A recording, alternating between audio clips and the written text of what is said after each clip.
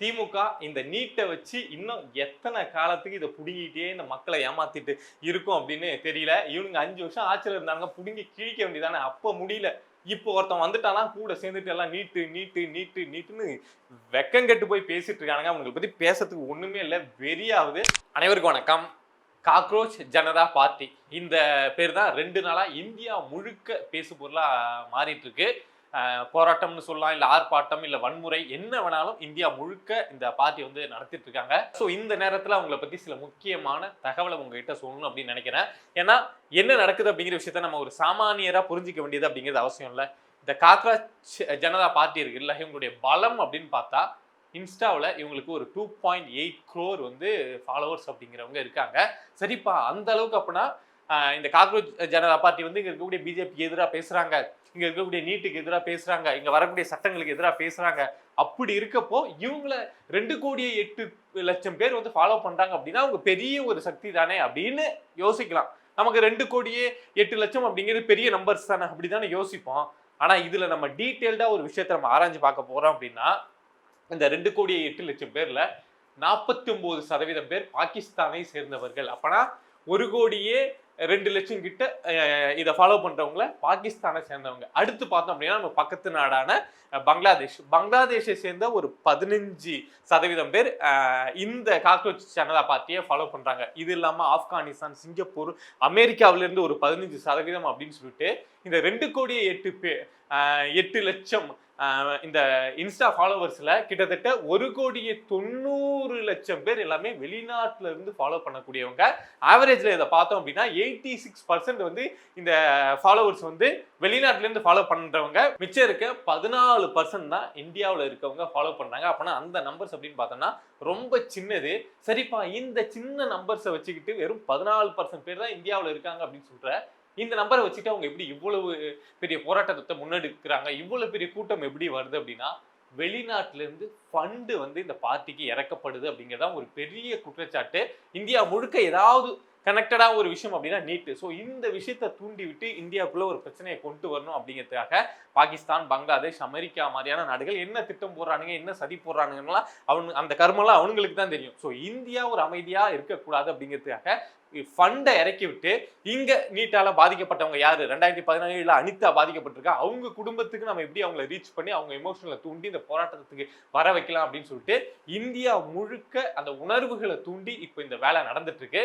நீட்டு வந்த புதுசுல நீட்டை எதிர்த்தாங்க, நிறைய மாநிலங்கள் எதிர்த்தாங்க, நீட்டு வேணாம் அப்படின்னு சொன்னாங்க. ஓகே, ஆனா அதுக்கப்புறம் அது வந்து புதுசா ஒரு மாற்றம் வரப்போ அதை நிறைய பேரால ஏத்துக்க முடியாது, நிறைய தவறுகள் நடந்தது, நிறைய மாணவர்கள் அதை ஏத்துக்க முடியாம இறந்து போனாங்க. வருத்தம் தெரிவிக்கிறோம், அரசு அவங்களுக்கு உதவியா நிக்கணும், எல்லாமே சொல்றோம். ஆனா காலங்கள் மாறுது.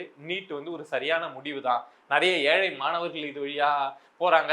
இதுக்கு எல்லாரும் மைண்ட் வந்து எந்த விஷயமா இருந்தாலும் புதுசா அடாப்ட் ஆகாது. ஆனா காலம் போக போக அடாப்ட் ஆகணும். அது மாதிரி அடாப்ட் ஆகி வராங்க. அப்படிங்கிறப்போ நீட் அப்படிங்கிறது ஒரு பெரிய இஷ்யூ இல்லை.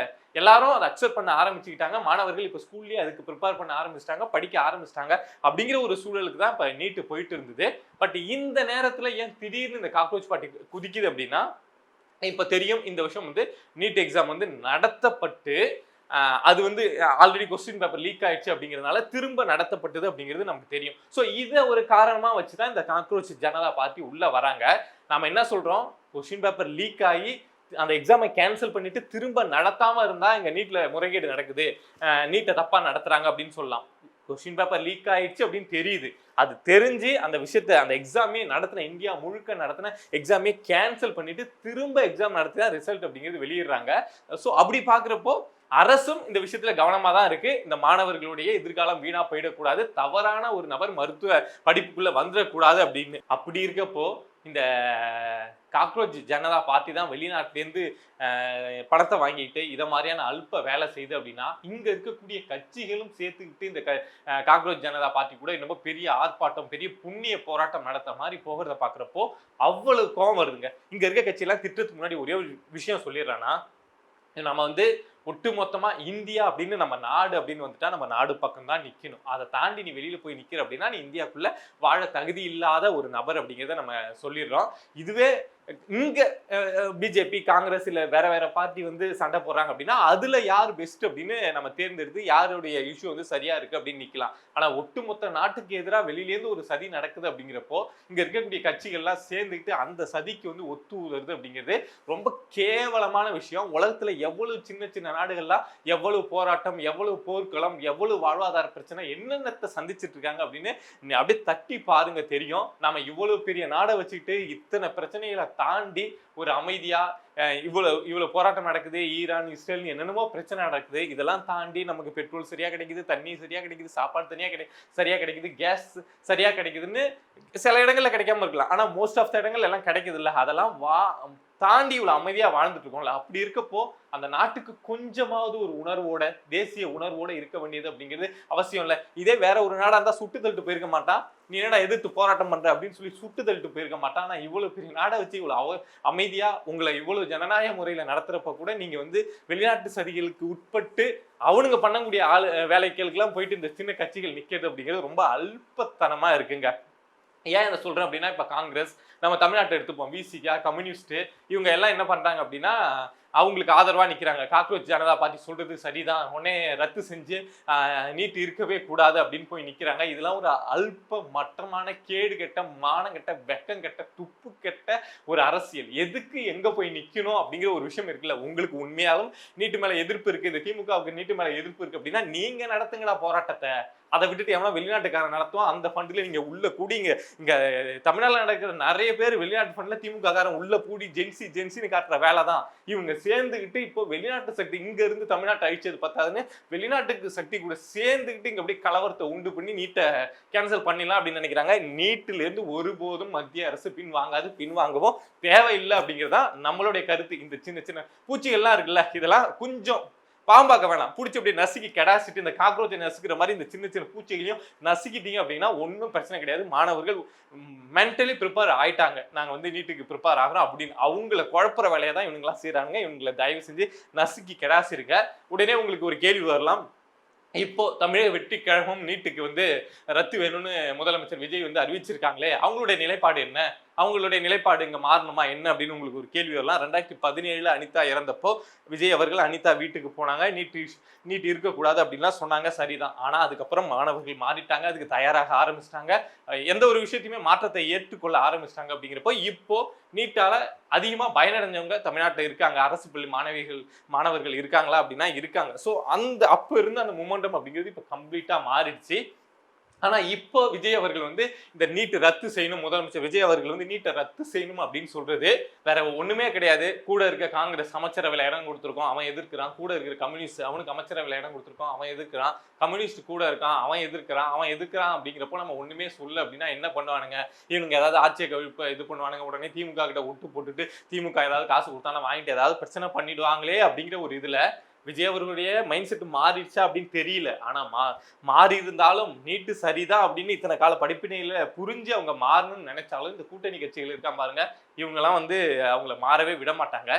நான் தமிழக வெற்றி கழகத்தை வைக்கக்கூடிய ஒரே ஒரு கோரிக்கை என்ன அப்படின்னா, நீங்களாம் போறீங்களா கேண்டிடேட் போங்க, ஒன்றும் பிரச்சனை இல்லை. என்னுடைய ஸ்டாண்டு நீட்டு வேணான்னு தைரியமா நில்லுங்க. இல்ல நீட்டு வேணுமா, வேணும் தான், யார் என்ன சொன்னாலும் வேணும் தான் அப்படின்னு சொல்லிட்டு தைரியமா நில்லுங்க. இந்த கீழே இருக்கக்கூடிய அல்ற சில்லறைக்காலாம் பயந்துக்கிட்டு நீங்க வந்து அறிக்கை வெளியிடுறது, அவங்க கோச்சுப்பாங்க, திரும்ப கோச்சுப்பாங்க, இவங்க கோச்சுப்பாங்க அப்படின்னு உங்களுடைய ஸ்டாண்டை மாத்திக்காதீங்க. ஏன் அப்படின்னா இந்த இந்த இந்த இந்த கட்சியெல்லாம் இருக்காங்கல்ல, உங்க ஆட்சியை கவிழ்த்துரும் அப்படின்னு மிரட்டுறாங்கல்ல, மறைமுகமா இது ஏதாவது நடக்கும்ல. ஸோ அப்படிலாம் கவிழ்த்தா இன்னும் உங்களுக்கு சந்தோஷம். இப்போ வந்து அப்படியே இந்த மெஜாரிட்டி வர்றதுக்கு ரொம்ப கஷ்டப்பட்டீங்கல்ல, அப்பெல்லாம் சிங்கிள் மெஜாரிட்டியில ஈஸியா ஆட்சி கவிழ்ப்பு அப்படிங்கிறது நடக்குது. அதுவும் இந்த கட்சியெல்லாம் நடத்துறாங்க அப்படின்னா சிங்கிள் மெஜாரிட்டி அப்படிங்கிறத ஈஸியா வருவீங்க. ஸோ உங்களுடைய ஸ்டாண்ட் அப்படிங்கிறது ரொம்ப தைரியமா இருங்க. இந்த நீட்டுக்கு எதிராக இந்த காக்ரோச்சஸ் ஜனதா பார்ட்டி எல்லாம் பண்ணிட்டு இருக்குல்ல, அது காக்ரோச் ஜனதா பார்ட்டி மட்டும் கிடையாது, இந்த திமுக ஜென்சி கிட்ஸும் சேர்ந்துக்கிட்டு ஃபண்ட் அங்கங்கிருந்து கலெக்ஷன் பண்ணிட்டு தமிழ்நாட்டில் அப்படியே ஒரு பரபரப்பான சூழலை உருவாக்கணும். இந்தியா முழுக்க அப்படியே ஒரு இன்னத்தையோ அப்படியே சாதிச்சு கிழிச்ச மாதிரி ஏதோ பண்ணணும் அப்படிங்கிறதுக்காக நடந்துட்டு இருக்க ஒரு விஷயம். ஸோ இதை வன்முறைக்கு எதிரான வன்முறையா எடுத்துக்கொள்ளப்படக்கூடாது அப்படிங்கிறது என்னோட எண்ணம். ஸோ அவனுங்களே வன்முறை பண்றானுங்க, சட்டத்துக்கு புறம்பா சரி அவனுங்களே பண்றானுங்கிறப்போ சட்ட ரீதியா சில வன்முறையில கையாண்டு இவனுங்களாம் அடக்கி ஒடுக்க வேண்டியது அப்படிங்கிறது அவசியம். திமுக இந்த நீட்டை வச்சு இன்னும் எத்தனை காலத்துக்கு இதை புடுங்கிட்டே இந்த மக்களை ஏமாத்திட்டு இருக்கும் அப்படின்னு தெரியல. இவனுங்க 5 வருஷம் ஆட்சியில் இருந்தாங்க, புடுங்கி கிழிக்க வேண்டியதானே, அப்ப முடியல. இப்போ ஒருத்தன் வந்துட்டானா கூட சேர்ந்துட்டு எல்லாம் நீட்டுன்னு வெக்கங்கெட்டு போய் பேசிட்டு இருக்கானுங்க. அவங்களை பத்தி பேசுறதுக்கு ஒண்ணுமே இல்லை, வெறியாவது. ஸோ சரியான நடவடிக்கையை இந்த அரசு எடுக்கணும். எவன் போராடுறானா அடிச்சு உள்ள தூக்கி போட்டா அதுக்கப்புறம் அப்படியே பேசாம போவான். வெளிநாட்டுல ஃபண்டு ரிலீஸ் ஆகுற அந்த தைரியம், பணம் இருக்கு அப்படிங்கிற தைரியத்துல இவங்க ஆடிட்டு இருக்காங்க. அரசு சரியான நடவடிக்கை எடுக்கும், தன்னுடைய ஸ்டாண்ட்ல இருந்து மாறாது அப்படின்னு நினைக்கிறேன். தொடர்ந்து பேசுவோம். இந்த மாதிரி நம்மளை சுத்தி நடக்கக்கூடிய விஷயங்களை நீங்க தெரிஞ்சுக்கணும் அப்படின்னு நினைச்சீங்கன்னா மறக்காம பிரபா டாக்ஸ் சேனலை சப்ஸ்கிரைப் பண்ணி சப்போர்ட் பண்ணுங்க. நன்றி.